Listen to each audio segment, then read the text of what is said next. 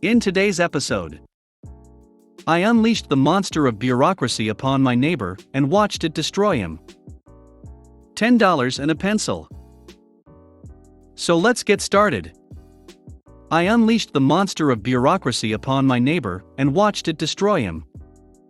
This is a story of how patience is key and how letting someone else get revenge for you is by far easier than doing it yourself.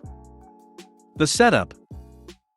I live in one of those doubled-up houses where they build two houses adjacent to each other with mirrored layout, so we share a wall but are otherwise completely separate.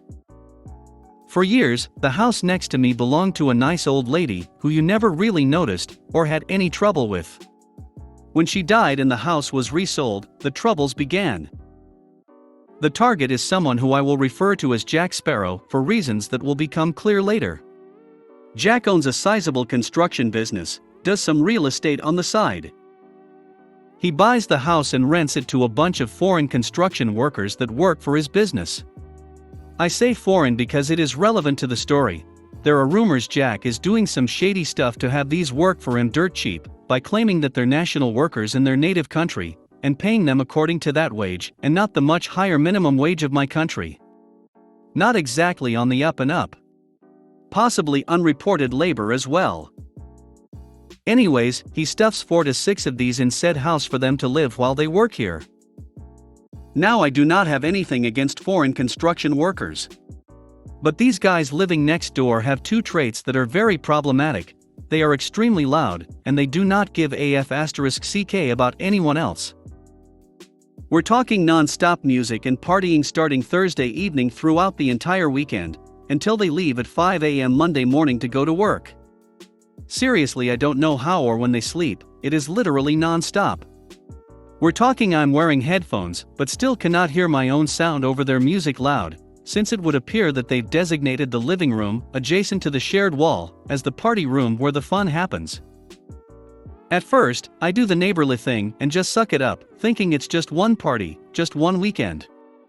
After the third one in a row, I go over to ask them to turn it down, since night disturbance. It's technically illegal to blast music this loud, hearable on the street and across the street by my other neighbors who have also complained. I'm met with a half-hearted "so sorry, we'll fix." Except nothing changes. I go over several more times, each time angrier, each time met with "but it's not loud. If I can hear your music in my own house, over my own TV and music, I would say that it is in fact too loud." I contact Jack, since he is their landlord, and explain the situation, after which I'm met with an abrupt sorry, not my F***king problem. Basically, Jack told me to get F***ked. So I involve police, and call them every time things get out of hand. After about a dozen calls, sometimes even twice in the same night, it is clear that even regular police interference doesn't help the situation. I should mention that I am a lawyer, so I know what the next legal steps are. I also know that other than a token paper from a judge saying their music is too loud, I'm not really going to get anything. Things would, like they already sometimes had, become a cat and mouse game where they would blast their music extremely loud to piss me off or to wake me up for a few brief moments, so that by the time I could get proof or police show up, there would be no music. I'm deadlocked with my only further option being pretty useless and a waste of time. At this point, I'm biding my time and just waiting till something changes. I'm not saying that I condone people who bludgeon their neighbor to death with a rusty pipe, but I do somewhat understand what would drive someone to that point. The mistake. One day I'm at home, and I notice quite a lot of ruckus next door, more so than usual. Suddenly, I see through my garden window that a wall is being partially torn down. You see, sometime over the years, the neighbors had built a small adjacent side building adjoining the main house. It was right on the border between us, and when the gardens were being re-fenced, the wall was used as a divider to save on fencing. Said wall was now in the process of having its top part ripped off by a crane. I was not informed of any of this, which, while not technically needed, would have been the nice thing to do. I go take a walk so I can take a look at what we're doing and see that they've torn down the entire side building. The remaining wall between our gardens is the only part that has been kept intact, and even then, not the top part. Being a lawyer, and specifically, a construction/permit lawyer, I know two things. Shit like this is not allowed without a pre-approved permit from the city. There is no way in hell they have said permit, as I would have seen the application for it. I regularly have to check the online, public, accessible by everyone, application to see what permits are being applied for my job, and when I do I tend to look over to my own area, just so I can keep up with what is being planned in my area. This is it. The moment I have been waiting for, the situation has changed and the time has come to exact revenge. A quick email sent to the municipal authorities lets me do my civic duty of reporting a potential crime, the fact that someone is building or demolishing shit without a permit. Since this is a simple report, no response happens since I'm not an official victim or anything yet. Since no further construction happens for a few days and everything was removed, I assumed that was that, and they would only tear down the side structure since it was starting to fall apart due to age. Neighbors have moved all their stuff that was in said building onto their lawn and haphazardly covered it with a tarp. The next week, more construction materials are being delivered and construction starts. I send a new email to City Services, with new pictures, saying that apparently, there is more planned, and that I hope they undertake the appropriate action. Instant response less than an hour later, they'd called Jack after the first time to inform him that what he was doing required a permit, and he had assured them that he didn't know that. BS, he's in construction, of course he knows, and that he would stop construction and request a permit. They called him again after my email, reprimanded him for not following his earlier promise, and he said again he would shut it down. I happened to be working from home that day, and had to stop myself from waving to the construction crew as they left. Later that day I get an angry phone call from Jack, who accuses me of reporting him, and that I would be sorry, he would come after me for damages for his delays. I respectfully inform him that even if I reported him, reports are in my name, but not published and anonymized in later files. I wouldn't have done anything wrong, because from the looks of it he didn't have a permit and should have known that before he started working illegally without one. I end the call before I start to sound too happy with things. Jack has at this point no idea what I have initiated with this. He is Jack Sparrow and I have just rung the bell that awakens the Kraken that will destroy him, he just doesn't know it yet. The Kraken. You see, there is a good reason why most people consult an expert and/or a lawyer when they want to apply for a permit. The rules involved are so convoluted and needlessly complex that navigating them as a non-professional is extremely hard and time-consuming, and a single mistake can torpedo your entire case, forcing you to do it all over. I have killed entire projects, and have seen clients' projects killed, by pointing out that on page 127, section 35-1A, something was left blank that should have been answered. I did some digging and found out that the previous owners of the houses had actually consulted each other about the side building and agreed on making the wall part of the divider between their gardens. So much so that they shared the costs of it. And the ownership. That wall that he destroyed part of? It was also my wall. Which of course means I'm entitled to damages, but that is not the important part. The important part is that he needs my permission to do anything to that wall.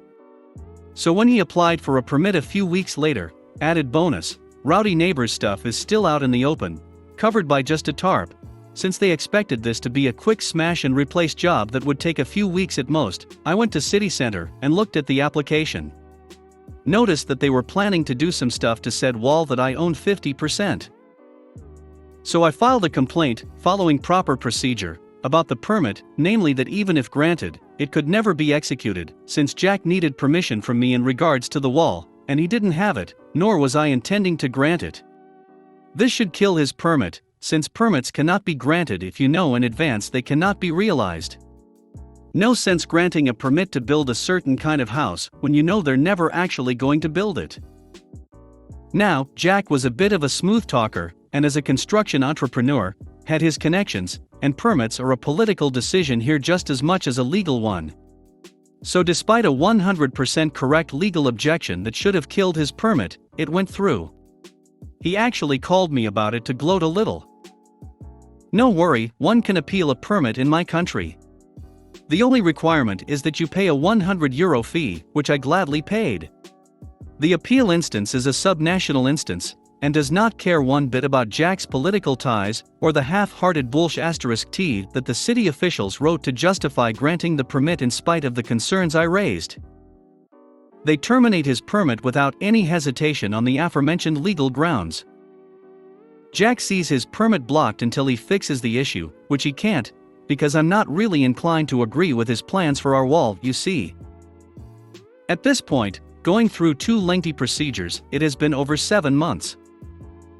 The neighbors have had an unfinished construction project in their yard the entire time, forced to store their stuff elsewhere, something that was always supposed to be a temporary thing for a few weeks while we build turned into something that was taking months, with no end in sight. But wait, there's more. The above was the administrative part of the matter, him getting the permit.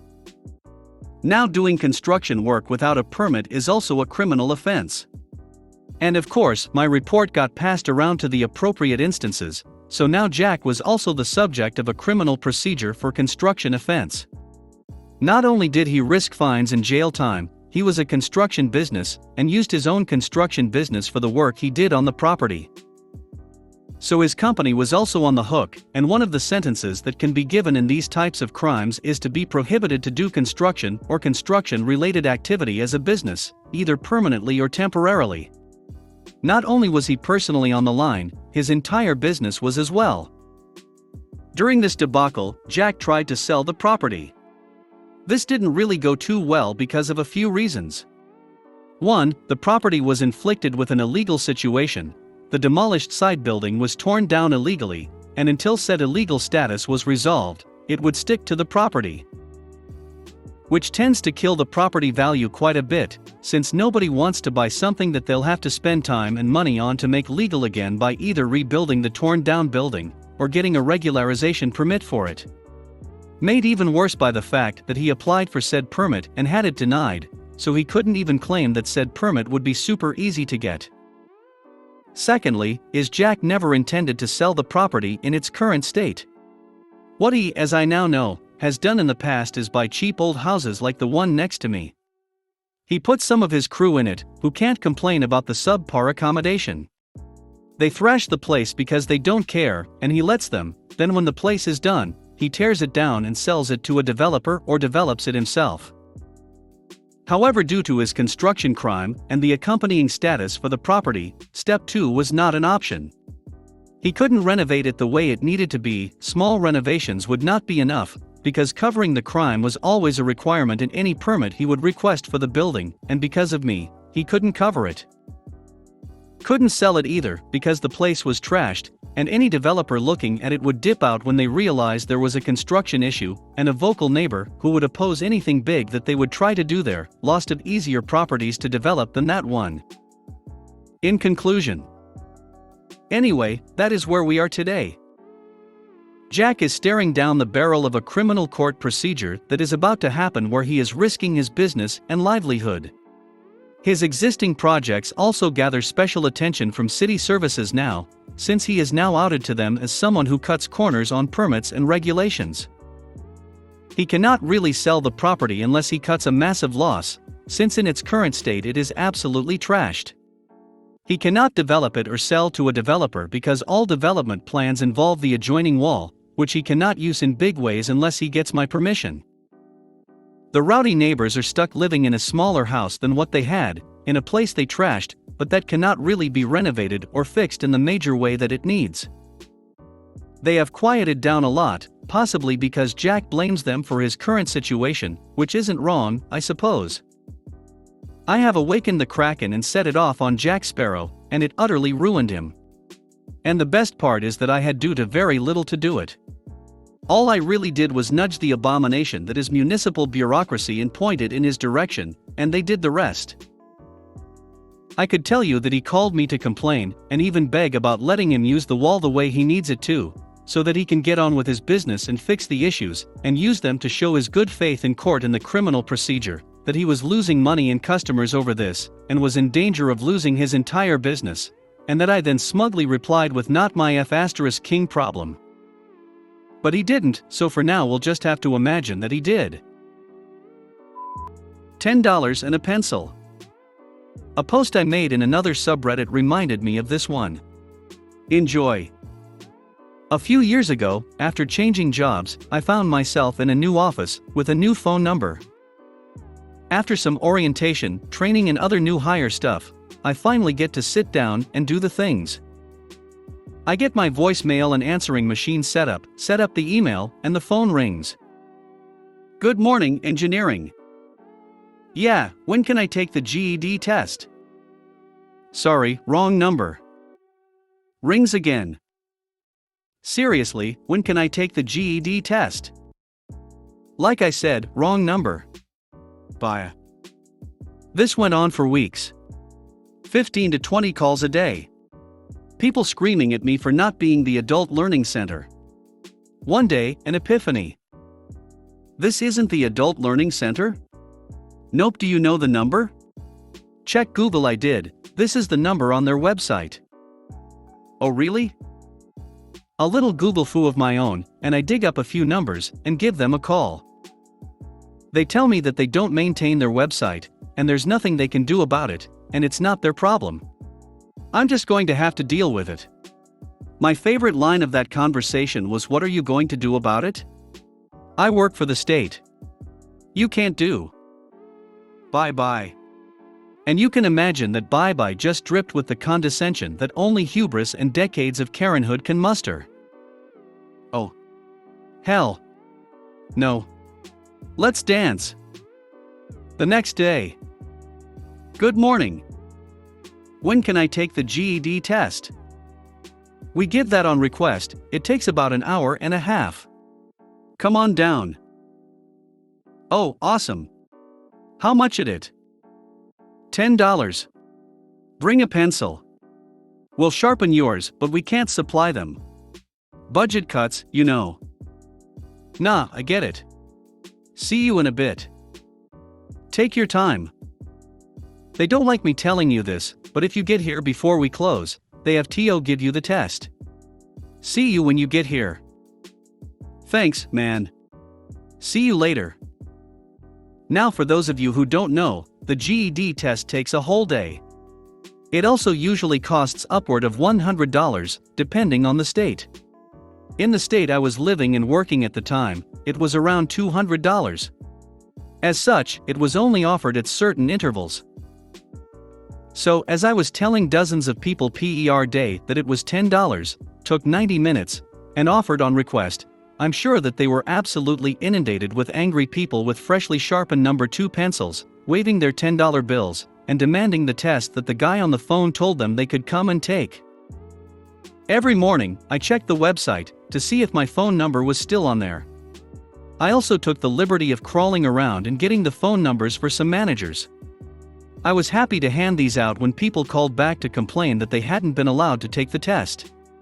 Head back down there and ask to speak to and tell them that they called the number on the website and this is what they were told.